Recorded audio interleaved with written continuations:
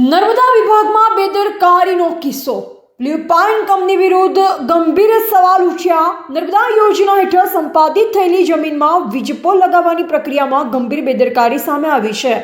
Blue pine company દ્વારા મંજૂરી વિના વીજ થાંભલા લગાવવામાં આવ્યા હોવાનો આક્ષેપ સામે આવ્યો છે। સ્થાનિક ખેડૂતોનો આક્ષેપ છે કે બ્લુ પાઇન કંપની અને કેટલાક નર્મદા વિભાગના કર્મચારીઓના મિલાપથી મંજૂરી વિના જ વીજ પોલ નાખવામાં આવ્યા છે। વિભાગના અધિકારીઓ પર પણ સવાલ ઉઠ્યા છે કે વિના તકનીકી ચકાસણીને મંજૂરી વિના કંપનીને કામ કેવી રીતે સોંપાયું। હાલમાં લોકમાંગ ઉઠી છે કે નર્મદા વિભાગ આ સમગ્ર મામલે તપાસ કરીને વીજ પોલ ખોદી કાઢી ખેડૂતોને ન્યાય આપે।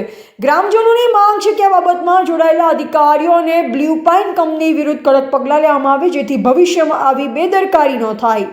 વધુ અપડેટ્સ માટે જોડાયેલા રહો એજીપી ન્યૂઝ ઇન્ડિયા સાથે।